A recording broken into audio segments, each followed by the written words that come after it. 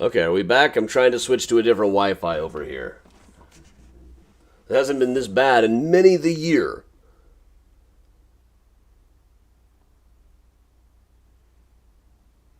Bah. Alright, hey Debbie. Welcome back. Alright, glad we're all back here. I'll give it just a second, make sure everybody is back. But also, if you really want to look, it probably looked about like this. I don't know how they got this one so well lit. They found this one under Washington Square. But walking around here, all you would really see is these very tasteful white slabs on the ground. Needed this one tonight.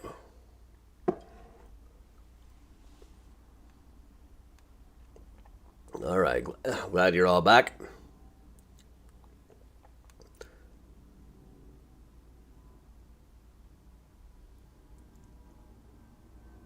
But all right about here where this larger one is, there's no longer a marker for Stuyvesant now. But this is about where it would have been. All right, so A.T. Stewart was buried in a vault right about in here. And he was not embalmed by his... Embalmed bodies were supposed to be required, but he is said to have requested specifically not to be embalmed. He wanted it to be as simple as humanly possible. So this would be a kind of a difficult place to rob a grave. You would have to get the sextons out of the way. There were 2 sextons who patrolled this place. Sextons are like cemetery managers. In this place, it was a couple of sextons named Hamill and Parker. I could not find a picture of Hamill or Parker, so we're just going to cast Mark Hamill and Fess Parker for our purposes here. Now, these 2 would have been among the only people as of 1878 who knew that Stewart was about to be moved. They were going to take his body out of this place and take him to the Cathedral of the Incarnation out in Garden City, a planned community that he'd been working on out in New Jersey. So they knew about this, nobody else did. October 1878, about 2 years after his death, they noticed that the Stewart stone had been disturbed.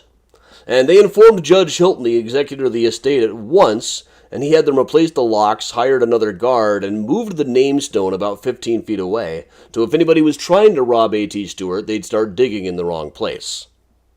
But it didn't work.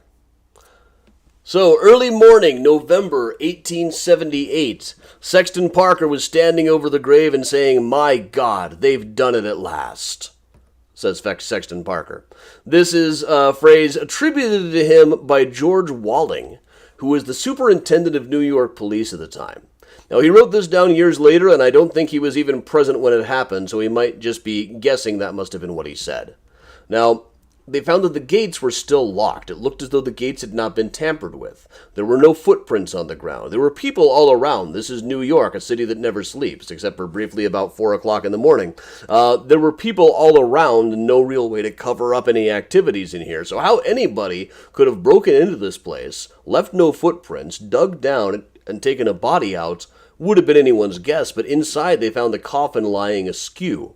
The stench coming from the place was so bad that it was a while before they could even go down and see what was going on. Which also made the question, how could anybody have gotten anything out of here? The smell would have been too bad. So down below they found the coffin all askew. They found another family coffin that had been smashed down there. Stewart's coffin was now missing the handles, the silver nameplate, a bit of the lining, and, notably, the corpse. Left behind was a little shovel and a bullseye lantern and a lot of really foul-smelling gunk. Coffin liquor, as we call it. So experts said the body might have been in good shape inside the coffin until they opened it, at which point it would have liquefied all at once. Police assumed that the robbers would never get far, because even now we have no idea how they managed to get it out of there without absolutely collapsing from the stench, and how they even got in. The shovel is one clue. They must have been lying on their tummies scraping at the dirt rather than actually digging. And the fact that it was a galvanized steel one, not wooden, shows that these were not real pros. People who had probably not robbed too many graves before. So, Inspector Dilks sent out a message The message said the decomposition of the remains is so offensive that they cannot be concealed. The body cannot be taken across the ferries or placed anywhere above ground without discovery. Cause diligent search to be made in your precinct. Newspapers reacted at once. Ghouls at work. Ghouls in New York City. Human hyenas. Hyenas is another term for grave robbers. There was a belief at the time that hyenas like to steal dead bodies. Now, Sexton Hamill said, I cannot imagine how anybody knew where it was. Let me do this in like a Luke voice. I can't even imagine how anybody knew where it was. Even I, who knew best, couldn't have gone straight to it the first time on a dark night as those villains seem to have done. That sounds whiny, but it's really just a Tatooine accent. So, Judge Hilton immediately assumed that it was the Sextons, Parker and Hamill, but the church stood behind them, and they just didn't really investigate it that much. That's about it. Now, a New York Times reporter noted that there was a part of the fence that could easily be scaled. Investigating around that spot, police found some foul-smelling gunk. In one story, they found a gunky copy of the New York Herald and figured that the crooks must have wiped their hands on it, which is the correct way to treat the New York Herald. The idea was that the trail of the gunk continued to a nearby boarding house, where it must have been loaded into a wagon or something. But anyway, they decided that this cleared up the Sextons. And so all they had was clues, clues, clues. They brought in things like clairvoyance to the front, bring in psychics to try to figure out what had happened here. Now, one thing that was suggested was, by the Herald said that the foul-smelling liquid they found was probably electin, which was a chemical that was used to embalm dead bodies. It was an embalming fluid. A nearby dealer said that the past month, in October, a strange man had tried to buy some, plus the means for injecting it into a body, but he only sold to undertakers, so he just sent the guy away. But the dealer would have gotten some advertising out of this, so he might have just been talking to the newspapers. He said that it would have made the body inoffensive to the nostrils. Frankly, I just don't really believe him. The Herald also tried to blame it on a guy named George A. Christian, who was a famous body snatcher at the time, but he had an airtight alibi. There was also some suggestion by Mr. Walling that it had been phrenologists. They were right near Fowler and Wells' phrenological cabinet, a place where you would go to get your skull read. There was a big market for the skulls of notable people. Their idea was that you can tell everything about a person by the bumps and ridges on their skull. Still, a handful of people who believe that shit. They could get like criminals and drunk skulls without too much trouble, but finding something to back their theories like a composer's skull was a much higher prize. And getting something like a financial guy like A.T. Stewart, that would have been very big. But clues and theories poured in. Police were just absolutely stumped. A couple of guys confessed, but it turned out that they were just asking for the reward money. According to Walling's later book about this, he said that there was a semi-anarchist paper that said, there is a grim sort of justice in it, the very irony of greed that this cruel, avaricious, hard-hearted man who oppressed his employees, ruined his creditors, and drove his poorer competitors to bankruptcy should now have the flesh drop off, and his bones rattled in a thief's bag, while the millions he earned are enjoyed by others. Now, according to Walling, this went back and forth in the papers for 2 years before anything was heard. He was a little bit off. It was only a couple of months later that the most promising clues came. The way he remembered this happened in 1881. It was not that late. So here we are on Nassau Street. A Civil War general turned lawyer named Patrick Henry Jones had an office right about here at 150 Nassau. The building is the building where that's standing on that spot now is from later, but this is where it would have been. It was right across the street from Fowler and Wells' phrenological cabinet, right across the park from St. Paul's Church, and right by the Marble Palace, A.T. Stewart's old place. So January 1979, Patrick Henry Jones, the lawyer, gets an envelope in the mail saying that the body was taken in a grocer's wagon to 116th Street, put on a zinc-lined trunk, and sent first to Plattsburgh and then on to Montreal. They said it was in good shape except that the eyes were gone. They asked for $250,000 and gave a code to place in the coded messages section of the New York Herald. The New York Herald actually had a coded messages section. We've covered this in the H.H. Holmes case, because it turns up in that too. Full front page was like Craigslist misconnections ads, or people would just place like Amethyst, letter at old place, or Commodore, Kane Expressed, elevation to show Wednesday, come then and all will be forgiven. Fat Architect. This is just one random one. I should really get some more of these. But in 1879, they put a message saying, Canada, send P. That meant send more proof. So they sent another letter, wrote back that for $200,000, he'd meet him and Judge Hilton within 25 miles of Montreal. Part of the deal was that neither party would ever speak publicly about any of this. Just place an ad saying, Canada, terms accepted. Now, along with the letter, they had sent a bit of the coffin plate, so they knew it was all real. So once again, they sent Canada, will do business. And then Canada. Parties refused to reconsider the terms exposed and declined any negotiations. Because the thing is, Judge Hilton refused. Mrs. Stewart absolutely refused. So, this begs a question. Now what? What if you steal a dead body to hold it for ransom, and nobody wants to pay the ransom? Now you're just kind of stuck with a dead body now, aren't you? Cornelia did not want to pay $250,000 for some bones, even her husband's bones. 3 months later, she was just off doing other stuff. But she stepped into the situation, sent a letter offering $20,000. $20,000, about less than a tenth of what they had asked for, but it was either that or nothing. These guys were businessmen.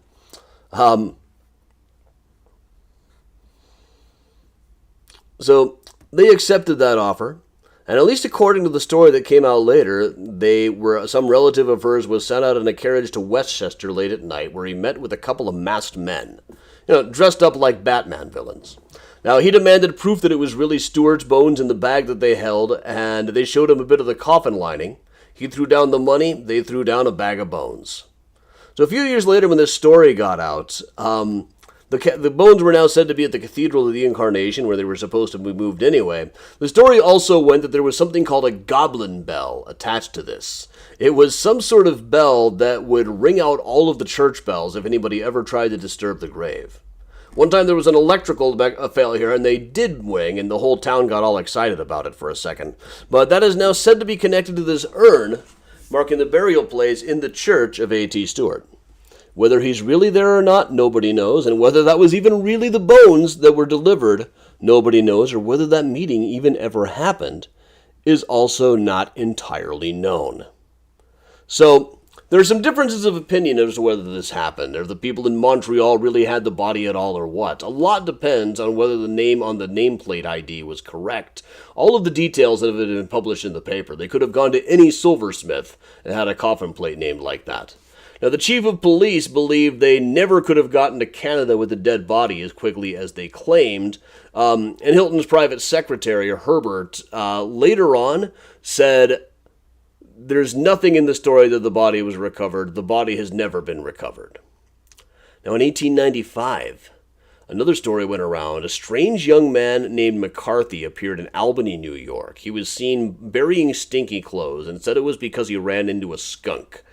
He got sick he said he got sick in 1880, or sick some years late in 1880. This is all said to have happened around 1876. A few years later, he said on his deathbed that he was part of the gang that stole A.T. Stewart.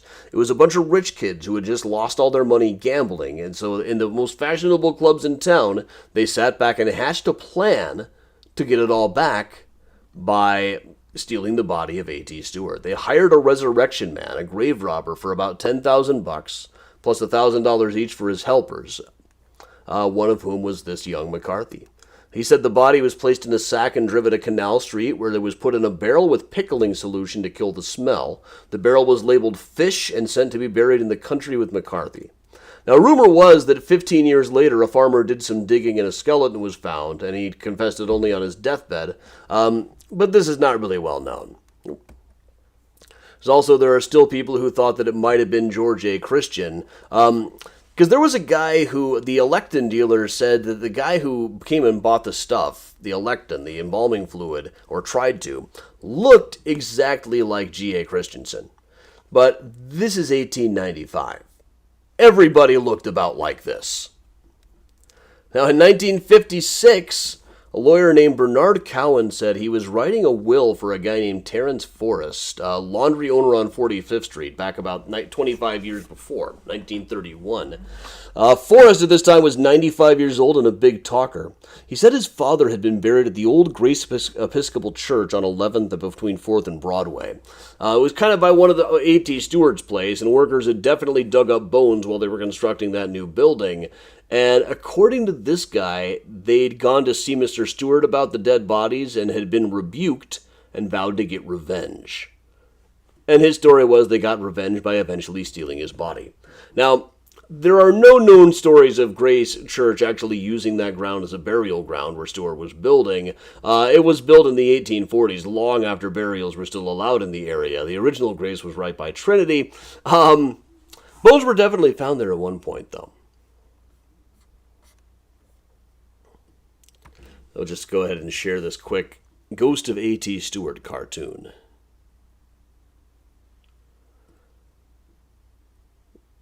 Well, hello and goodbye, light troops over there. I always feel like this one's going to go twice as long as it actually does. But that is the story of A.T. Stewart, everybody. It is part of our grave robbing week around here. Let me lower this down. So on Sunday night, we're doing Grave Robbing 101 in Lincoln Park. Then next week, this time, unless I have to change this up based on current events, we're going to be doing Antique Serial Killers from Chicago History for the first time in like 2 years. I should even have time to be able to update that one a little bit. So until then, everybody, slight delay on the new merchandise. The new merchandise, the proof came back looking like crap, so I'm still looking for another place to print that thing up. But in any case, thanks a lot for joining me, everybody. We'll put the Benny Goodman back on. Sorry for the technical difficulties tonight. Here we go. And now, Benny Goodman's arrangement of the Bugle Call Rang.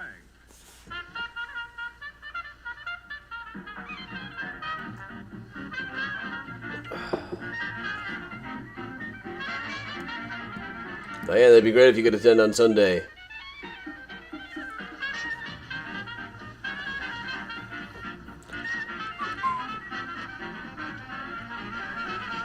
Thanks, Betsy.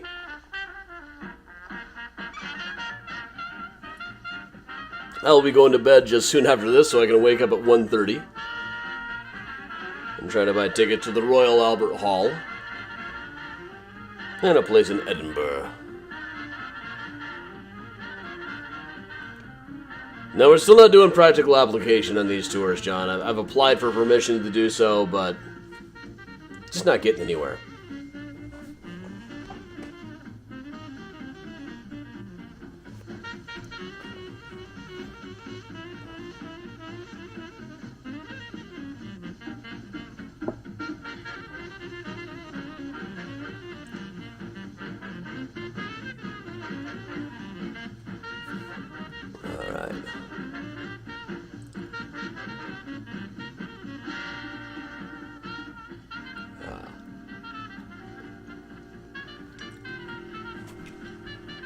Thanks those of you kicking in a few bucks.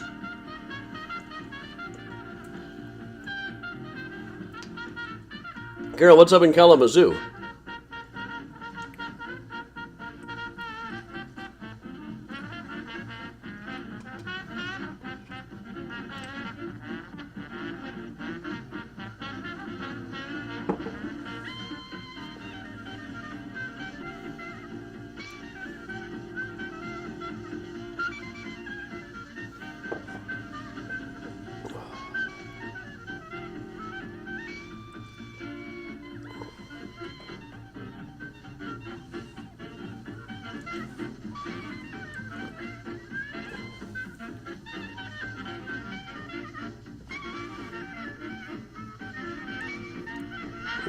Smaller anyway.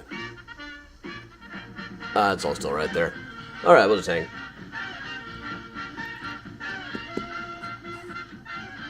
Ah, Sue, I know the feeling. Good night, Heather. I actually did talk to the boat a little bit today. We're trying to work something out.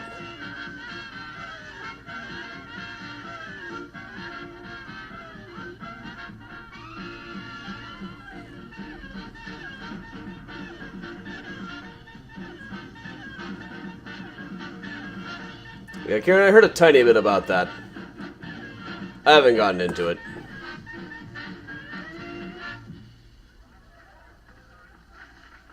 And that would put rhythm in the feet of a wooden Indian. That was the bugle call. I've only got so much headspace for drama Thanks a million. on any given time.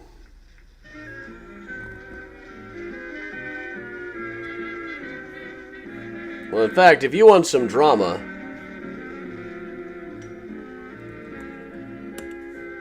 let me show you something.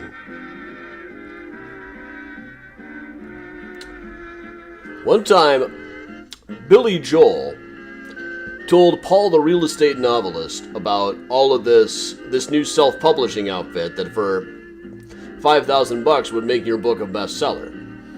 And Paul the real estate novelist fell for it. So we had this headline: Hold Piano Man for $5,000 lost. Billy, you shouldn't have given Paul the real estate novelist bad advice.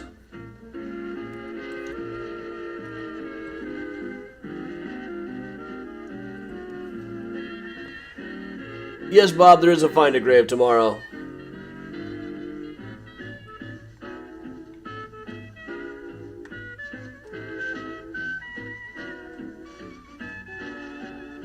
Yeah, Pat, I couldn't possibly actually watch that thing.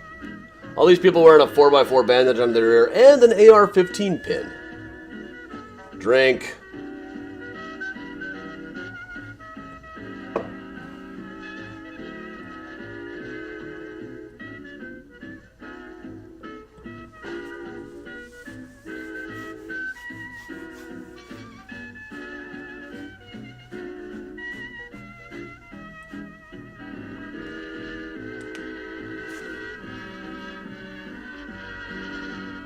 Timothy, that's the one. Talking with Davey, who's still in the Navy, but they're just friends. So one of my favorite interpretations of that song is that it's a gay bar and Billy doesn't know. And everybody else is kind of taking bets on how long until Billy figures it out.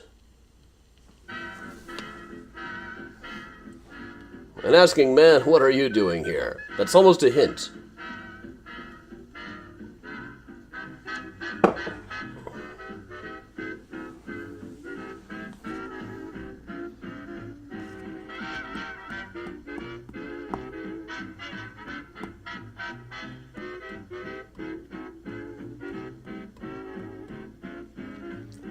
Hey, what did you think of the musical interlude at the beginning?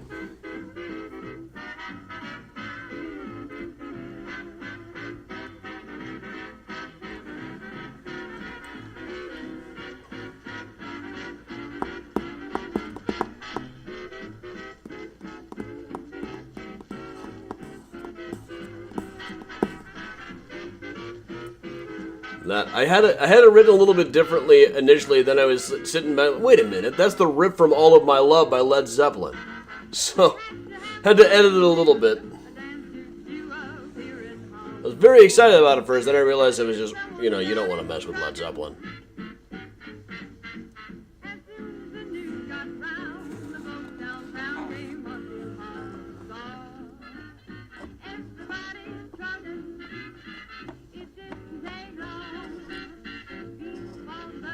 Be yourself, Bob. Have a good night.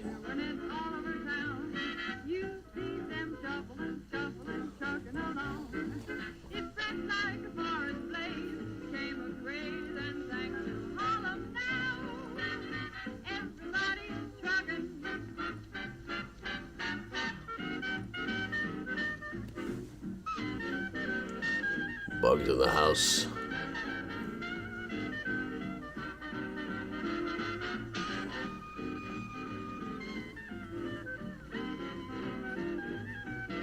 Maybe once you Google it, I might be missing something here.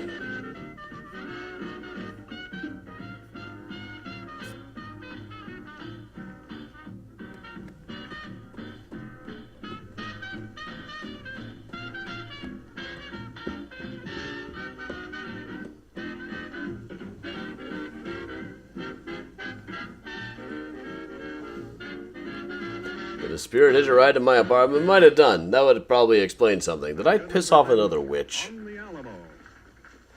Debbie asks, why were burials banned in Manhattan? Mostly for space more than anything else. But the burial grounds got to be disgusting, and in the 1820s, people put forth the proposition that that might be why we were getting yellow fever all the time. It really wasn't, but no, it wasn't considered very sanitary to have quite as many people buried there as there had been. Famously, around that year, they brought in a guy to cover Trinity Church in quicklime, and he said the smell was so bad his men were all puking. And one guy supposedly got yellow fever on the crew, but then it was said no, he was not a yellow fever victim. He wasn't even there that day because he was suffering from dysentery and running out to the yard over and over the whole time. Finally, his wife cooked him some bone tea, which puked him. So then she made him some pennyroyal tea. And at the end of this article, like, what killed this guy exactly?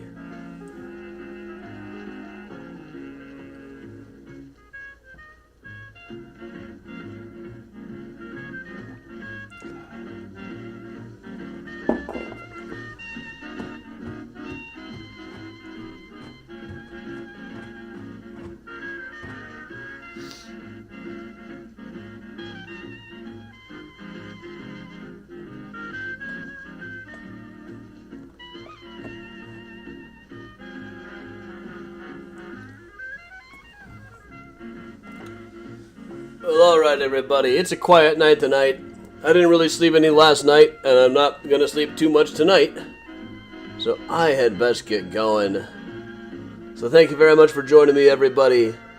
I'm Adam from Mysterious Chicago Tours. Don't forget, Sunday night is Grave Robbing 101. I'll be a little bit better rested by then, I believe. At least I'll have to push the right button. So alright everybody, I'll see you tomorrow for Find a Grave Friday. It's a nice relevant one for the week.